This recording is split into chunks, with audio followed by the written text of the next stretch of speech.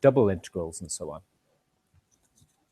So that's what we introduced last time. And we also had a look at some of its basic properties and what these look like when you've got parameterizations involved. When you've got parameterizations involved, so both this curve C parameterized by another variable t, then the whole thing pretty quickly reduces down to an integral of a function of a single variable. So I'd just like, before we move on to double integrals, just going to look at a couple of applications of these ideas. So first of all, so I'm not taking that application in the book yet. We're going to come to that in a moment. But just to do a separate one, and this is an application to areas of, well, for want of a better word, let's call them curtains. So what do I mean by curtain? Well,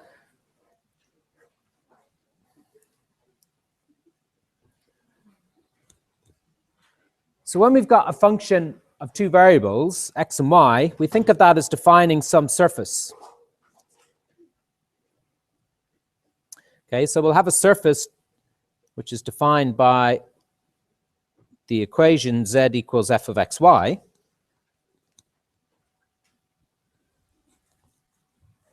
Now down in the xy plane, we may have some kind of thing that we can integrate along, which will be a curve C.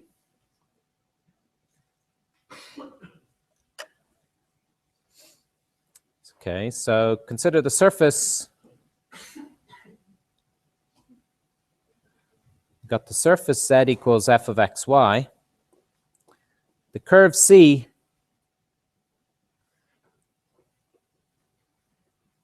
in the xy plane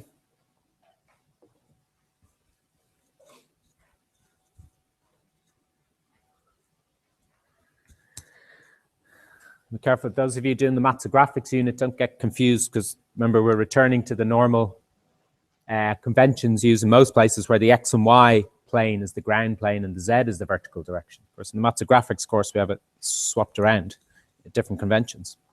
Okay, so this curve C is some curve in the xy plane, and this is the curve we're going to talk about integrating over.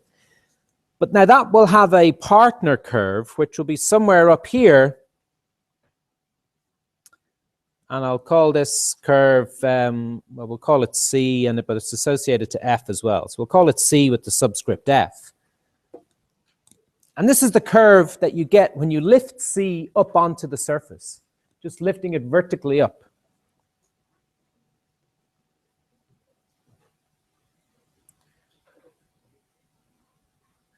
We have the curve CF lying on the surface z equals f of xy directly over C. So you kind of send C upstairs. You associate the height, the z coordinate, to each of the points xy on the curve C. And so you'll get a lifted curve C, CF, which lives on the surface. And then we can talk about this kind of vertical curtain bounded above and below by C and CF. Okay.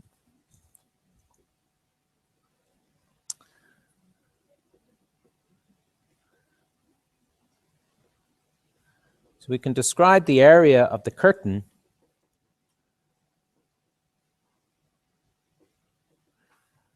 bounded by C and CF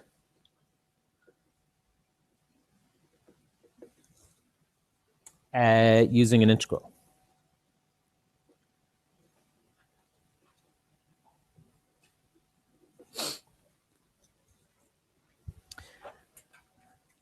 Now the integral will be familiar, or the structure of the integral will be familiar to you from doing arc length integrals before. So it kind of uses the arc length.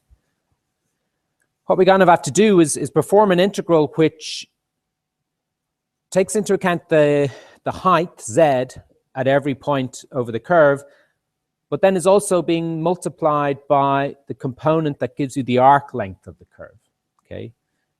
Because the area is going to be whatever the height is at each point, but multiplying that by the factor which will give you the length of the curve C. Okay, so this area of this curtain will be given by integrating over the curve C. We'll integrate the function f of xy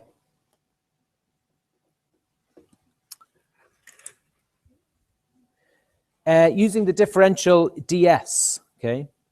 And this is where ds is the length element.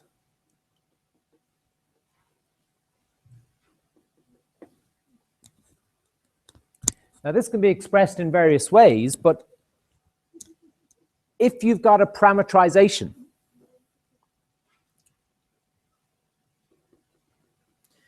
if the curve C is parametrized,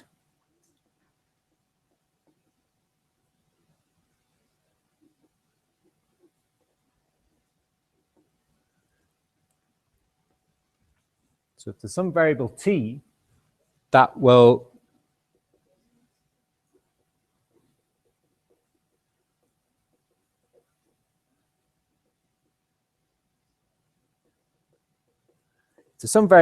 which will trace out the curve. So if you've got nice continuous differentiable functions x of t and y of t, and a starting and an ending value for the variable t, so this is what a parametrization of the curve is, then if we have one of those, then we can express this area integral will become something much more recognizable. We'll be integrating with respect to the variable t, so we'll be integrating from a to b. Okay, whatever the function f is, well, you just replace the x and y in it by the corresponding expressions in the parameter t. And this arc length element becomes the square root of dx dt all squared plus dy dt all squared, taking the square root to the sum of squares there, dt. If the f part wasn't there, the integral would just give you the length of the curve C, the length of a piece of string required to lay down the piece of string over the curve C in the plane. But when you've got this factor, which is the height of the curtain, so to speak, then you think of this as integrating the height by the length. And so that will give you the area of this vertical sheet, which is bounded below by C and above by CF. Okay.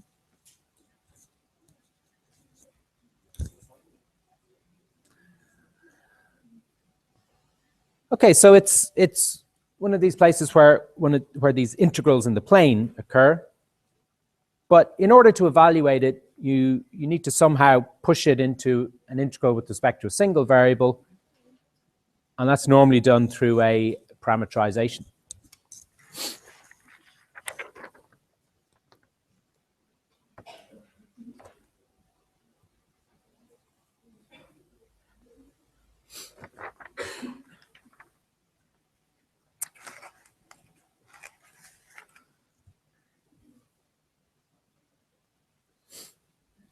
Okay, so as long as the function f isn't too complicated, and in particular that the curve isn't too complicated, that these parametrization functions x and y aren't too complicated, I mean, these could well, you know, in some simple, straightforward examples, these could well be things that you could integrate by hand.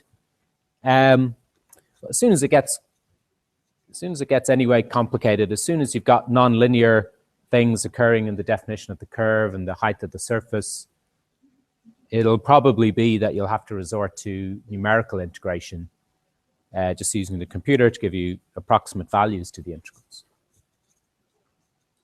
Okay. A second application we can look at is this one, which is in the notes, 1.13. And this is a situation where integrations like this come up in engineering and physics applications. And the setting for these is where you have a particle or some body moving through a force field. Okay? So, for instance, a particle moving under the influence of gravity, or a charged particle moving in a magnetic field or something. So there's this idea of the work done by the force. So when the force causes the particle or object to move, there's this physical idea of the work done by the force. It's a concept related to the amount of energy required to move the body. And in basic terms, the work is defined as the force, whatever the force at work is, multiplied by the displacement, by the movement. Now, how might something like that become an integral? Well, we can look at these simple setup here. Suppose the force is a vector quantity. Okay, so we got I, J, and K as the normal standard basis vectors in 3 dimensions. So force is a vector quantity. It has a magnitude and it has a direction. Okay, the force exerted on a particle has a certain size, certain magnitude, and it's in a certain direction. Gravity is pulling us down with a certain strength. Gives us an acceleration of 9.81 meters per second. Okay, so the force is a vector quantity, so we can think of it as being a function which has got 3 components, an fx, an fy, and an fz component, multiplying the corresponding basis vector. Now, the position of the particle at any moment will be given by a position vector r. Okay, and we can think of that r as having its components rx, ry, and rz. And then that definition of the concept of work done as force by displacement, in this setting, that becomes that the work done in moving a particle along a path c is given by this integral here. So it's the integral over the path c. This is now a path in 3 dimensions. The integral over the path c of this vector dot product, f dot dr. So that becomes this path integral. When you express it in terms of the components, that becomes this path integral here, where the f, we have fx dx, fy dy, and fz dz. Okay. So let's look at an example of that. A 2-dimensional example.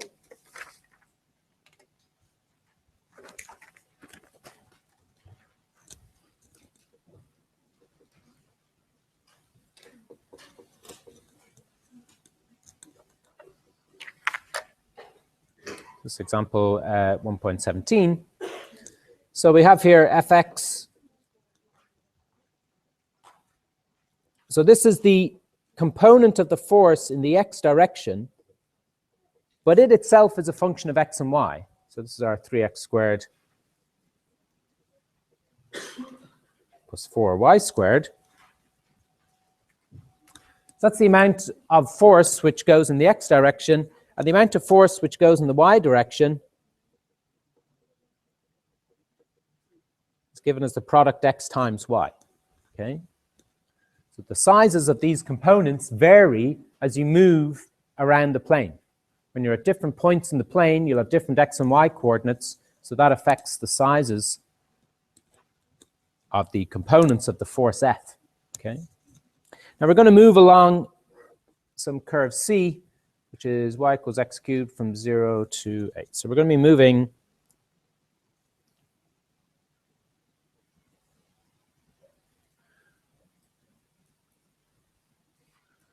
this point here with coordinates 2, 8, and this is the origin here.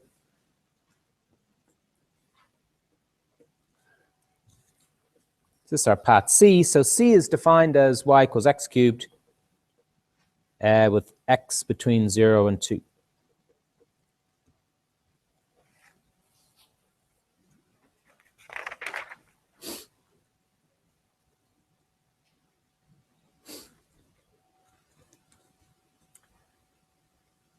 Now, in this example, we can actually use the variable x as the parameter. So we don't need to introduce a third or a new variable t, which is giving both the x and y coordinates, because x is naturally a parameter that we can use to parameterize the curve C. Okay, because x varies from 0 up to 2, then the y coordinate is given as a function of that variable x. Okay, so we'll use x as the parameter. And, translate or convert the integral, translate the work integral into the variable x.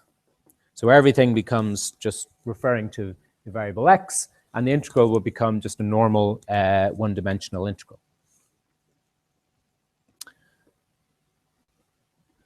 So the work done here will be the integral over c of f of x dx plus f of y dy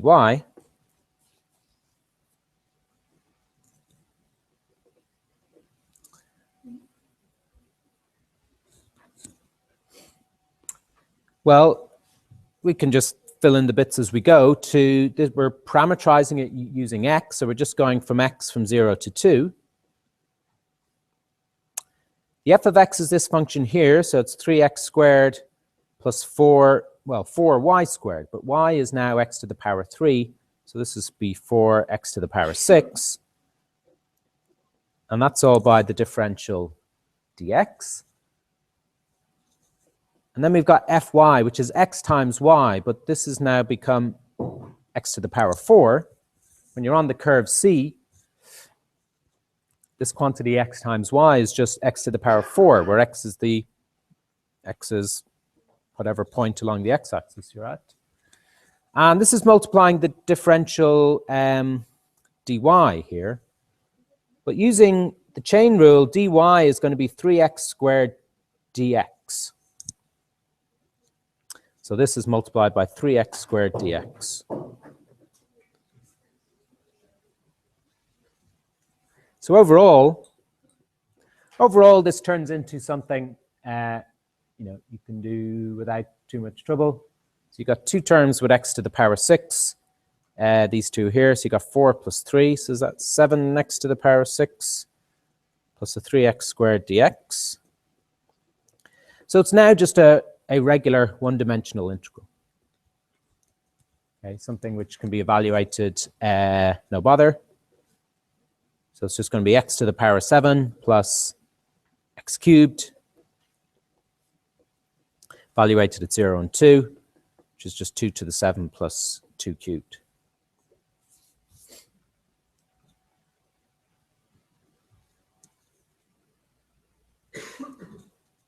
Okay. So that's another place where you can see these integrals occurring.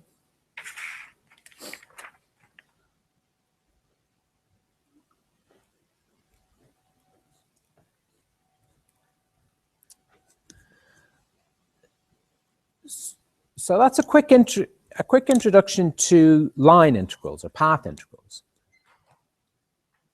And they're the ones that are most reminiscent of the one-dimensional integrals you've done before. But there's another kind of integral that we can talk about with regard to functions of two variables, and then generalizations of it for functions of more than two variables. And that are these double integrals.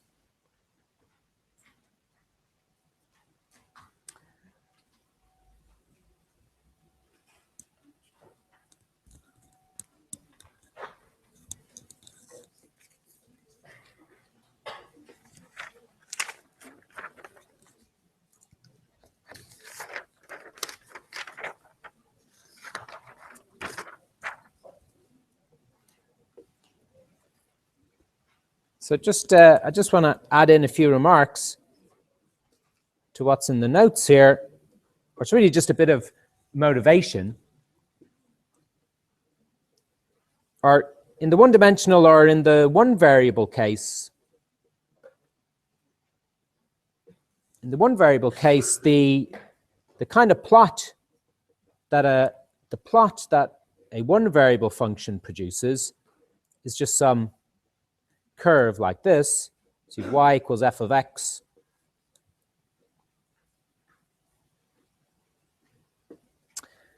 And you have an interval a to b, which is a part of the argument space, so to speak. And the integral, you integrate a to b, f of x dx, and that gives you the area under the curve. This idea that you're familiar with. The area underneath the curve over this part, this finite bounded part of the x space.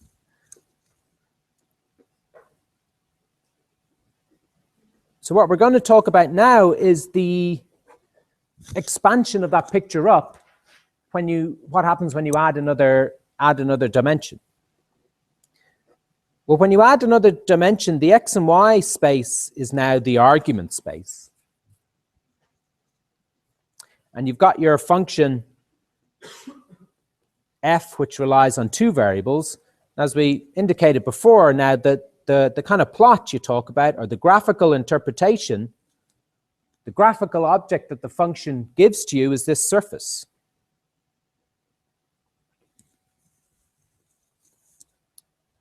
Is this surface. Now, what's the analog of this interval a to b? Now, the interval a to b was some bounded finite part of the argument space, of the x space. But now the argument space is two-dimensional. So some bounded finite part of the argument space, well, will in general be some kind of area here in the plane.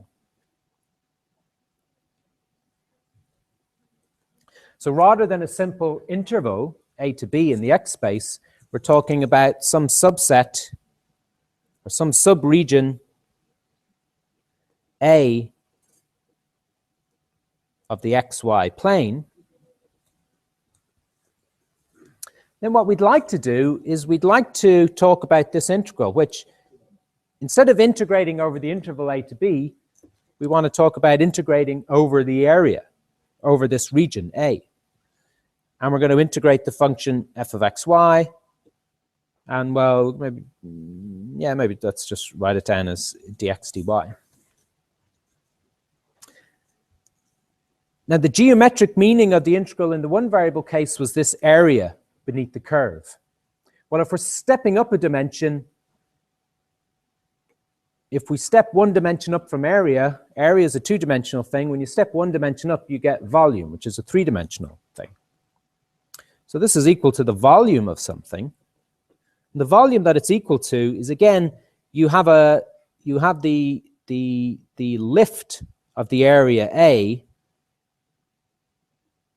to some corresponding area on the surface, which follows the contours of the surface. So this area A is flat in the xy plane, but when it's lifted up to the surface, it's living on the surface. So if the surface is curved and has, moving contours on it, then so will A have.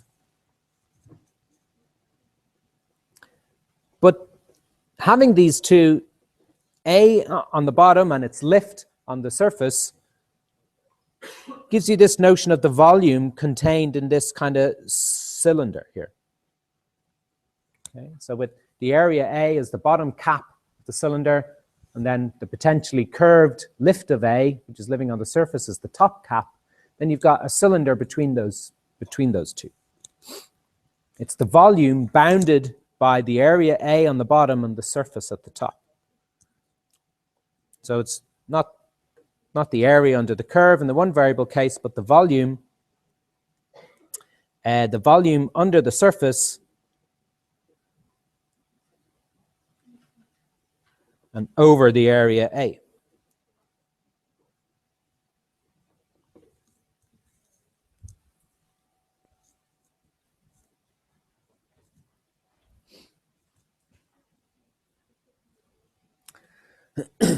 Okay, so this is the kind of thing we're going to describe now.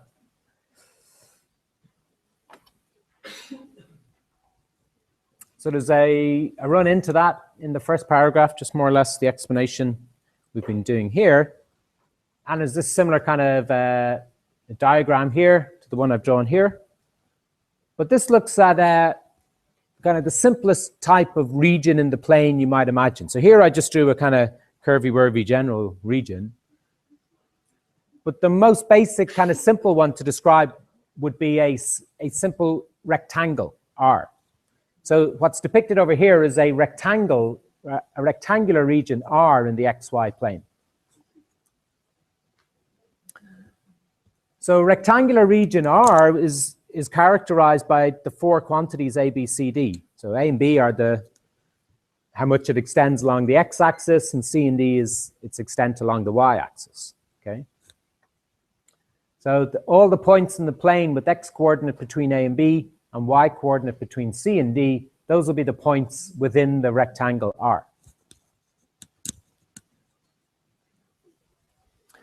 And so we're going to form this quantity, which is, you kind of read that in English as the double integral over R of the function f with respect to x and y.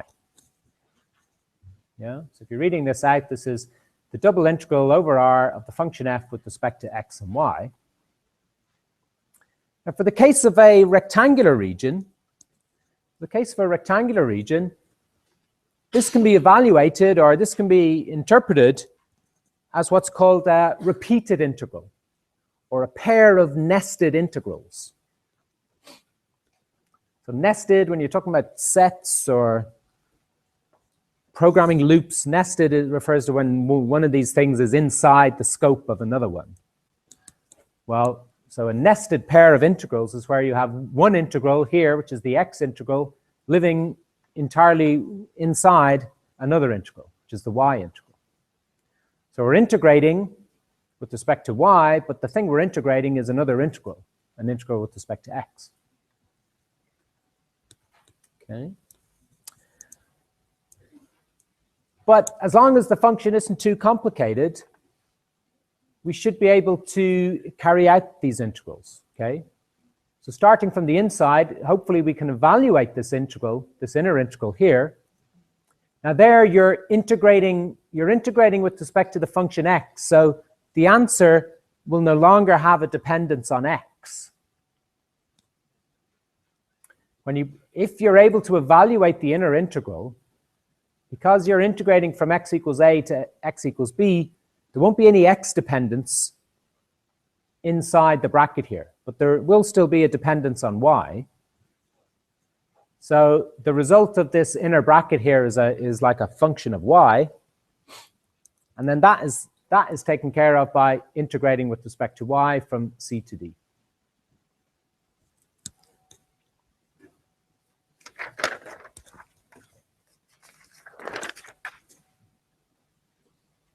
So just to quickly reproduce that sketch, just to say something about it. So the surface is up here somewhere.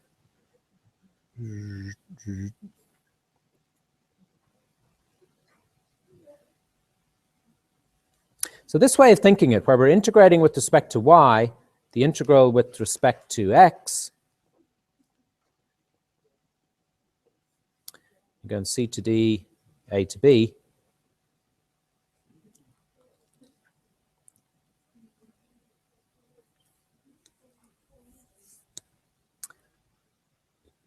the way to think about this is that a typical integral, this inner integral, is integrating from x equals a to x equals b.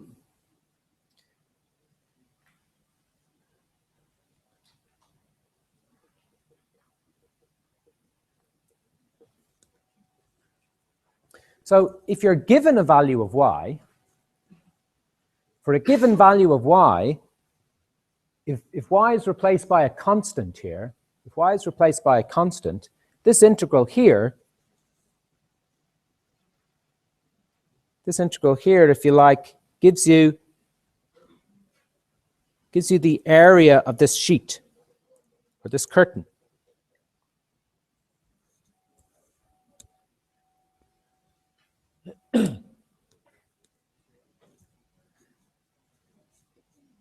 So that the whole double integral sums up the areas given by all these curtains there for every value of y from c to d. So remember, integration is the continuous analog of summation, adding up. So adding up all the areas of these vertical curtains, as you push it from y equals c, push it through to y equals d, those curtains kind of trace out the volume. These curtains are all the cross sections through this cylindrical volume just by taking these cross sections of it parallel to the x-axis. So that's the kind of geometric way to think of this integral. So let's look at an example of this. So if we're looking to integrate this function f over a rectangular region here between x equals 0, x equals 2, and y equals 1, and y equals 3. So the volume represented, the volume that is trapped beneath the surface and over that rectangle described there is given by this integral here. So you're integrating the x variable from 0 to 2 and the y variable from 1 to 3. So what's done first is to leave the y integral alone. So with these things, you work from the inside out. So you leave the y integral alone and start with the inner integral, which is the x integral.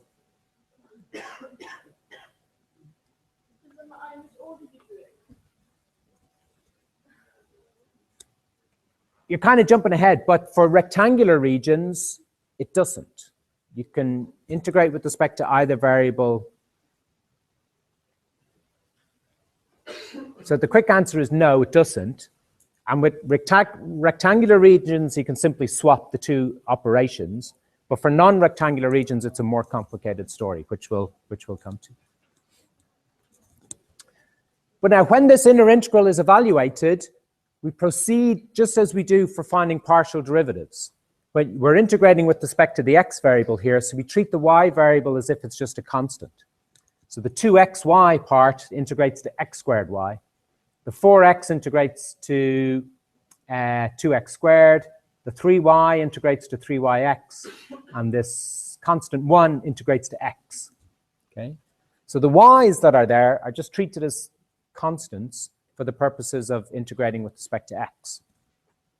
So that gives you this polynomial here in x and y, and we're evaluating it at 0 and 2. Now, those are limits for the x variable, remember. Okay? So you do the evaluation at x equals 2, and you subtract the evaluation at x equals 0. And that leaves you, after you do all the cancelling out and so on, that leaves you at 10y plus 10. And the outer integral integrating with respect to y from 1 to 3 is still there, and that then operates on the integrand 10y plus 10 and brings you to the value of the integral.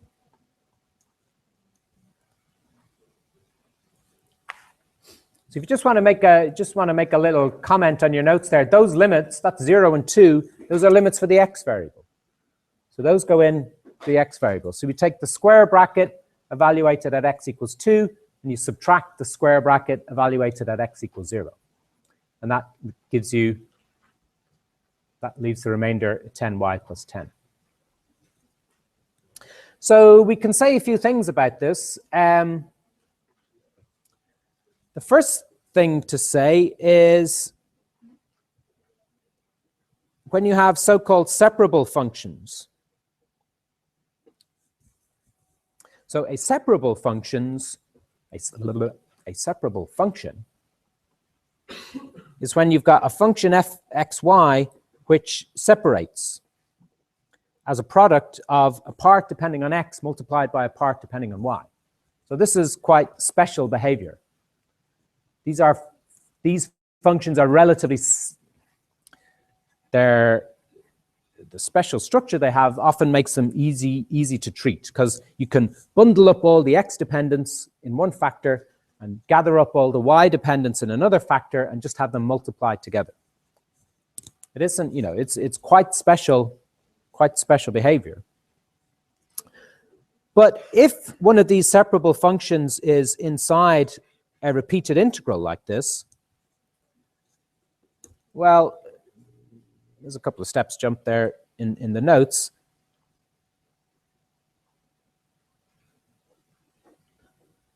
So this is going to be g of x, h of y, dx. Then you got the dy here. Well, if you look at the x integral, this factor h of y, remember, for the purposes of the x integral, h of y is just treated as a constant. So it can just simply move outside the integral.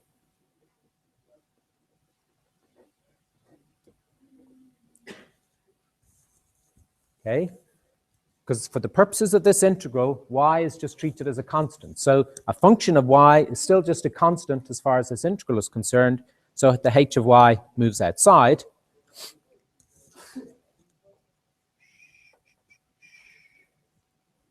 I'm not bothering to write in the constants of integration because they don't feature, or the limits of integration. They're not important here. But then this object you're looking at, so a remark about the h of y is that it's independent of x. Independent of x. And that's what enables it to move outside.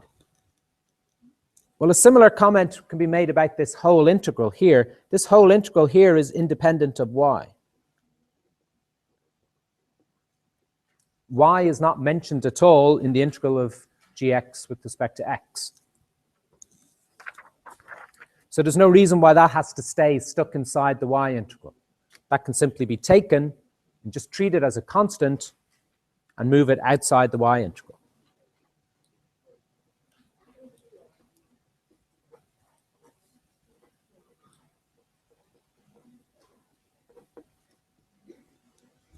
So you get this result here, which is quite nice, that when the integrand is separable, the thing you're integrating, when that's separable, the integral of it separates as well into the integral of the x part multiplied by the integral of the y part. Okay? So this is, in summary, you could say this is due to the linearity of integration. It's just another aspect of the linearity of integration. The fact that when you've got constants multiplying something that you're integrating, those constants can be taken outside the integral and just made to multiply the whole integral.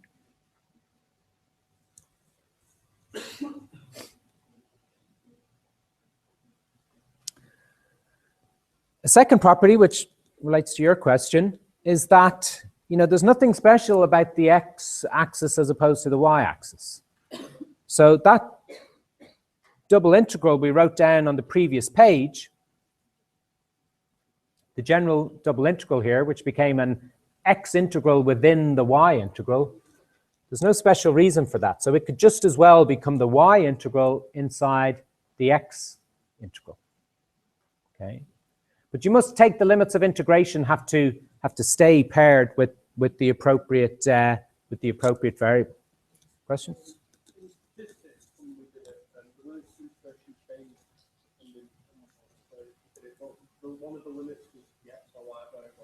Yeah. So that was the case where the region you were integrating over wasn't a rectangle. That was where, so one of those four limits of integration wasn't constant. It depended on one of the variables, didn't it? Yeah. So in those situations, yeah, you can still change the order, but as you say, you have to do an appropriate transform of the integration limit, which we'll be showing you. You're jumping ahead to the next section, integrals over non-rectangular regions. But in the case where the region is a rectangle, because these are constants, they look the same with regard to the x or y variables. So there's no transformation needed. Okay. And this picture, which I drew earlier here,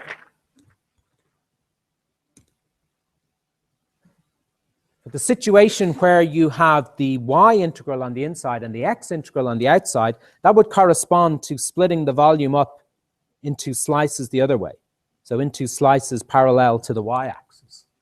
So you'd have a sequence of these slices, which are taken parallel to the y-axis.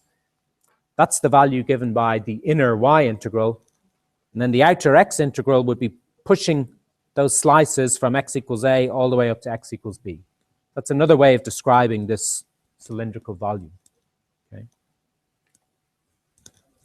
Now this is an important fact to know about, because it can often be used as a technique of integration. So if we look at this example here, which is presented, so we see 4 constants here, so we recognize this as an integral over a rectangular region. And we've got x as the inner integral and y as the outer integral.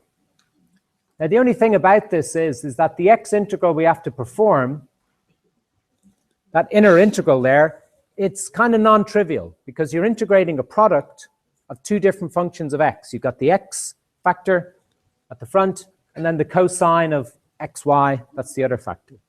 So integrating a product of functions isn't straightforward. You have to use the integration by parts technique, or maybe some other kind of technique to resolve it.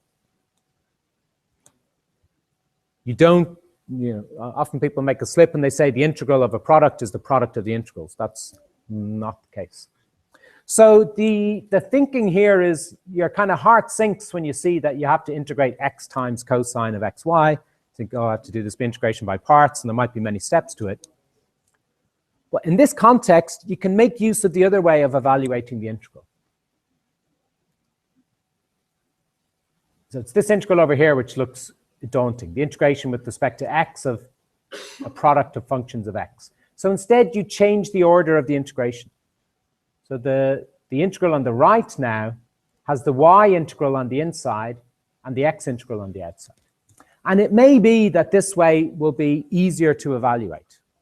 It's not guaranteed, but at least the first step no longer requires integration by parts, because when you want to integrate this with respect to y, all you're looking at is some constant multiple of cosine of a constant multiple of y. Well, that can be handled straightforward. Okay. So the integration of x times cosine x of y gives you sine of xy. Yeah. It's still sitting there. If you think of reversing the process, if you differentiate sine of x times y with respect to y, you get back to x times the cosine of xy.